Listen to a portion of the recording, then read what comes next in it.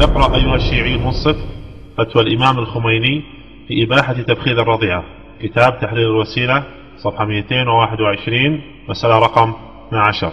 قال الخميني: لا يجوز وطء الزوجة قبل إكمال 9 سنين دواما كان النكاح أو منقطعة، وأما سائر الاستمتاعات كاللمس بشهوة والضم والتبخير فلا بأس بها حتى في الرضيعة.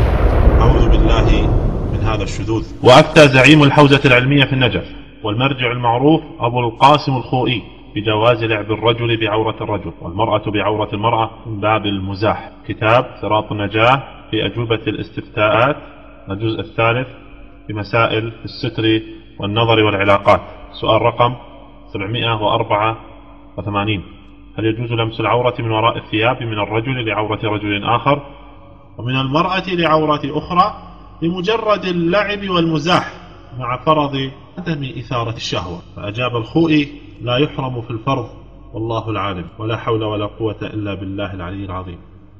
واستكمالا لمسلسل الشذوذ الجنسي والافتراء على آل البيت الأطهار رضوان الله تعالى عليهم، أفتى المرجع الشيعي الأعلى علي السيستاني بإباحة زواج المتعة عبر الإنترنت وممارسته من خلالها، وهذه فتوى صادرة عن مكتبه ونشرها موقعه على شبكة ربنا إنا أطعنا سادتنا وكبراءنا فأضلونا السبيلا ربنا آتهم ضعفين من العذاب والعنهم لعنا كبيرا.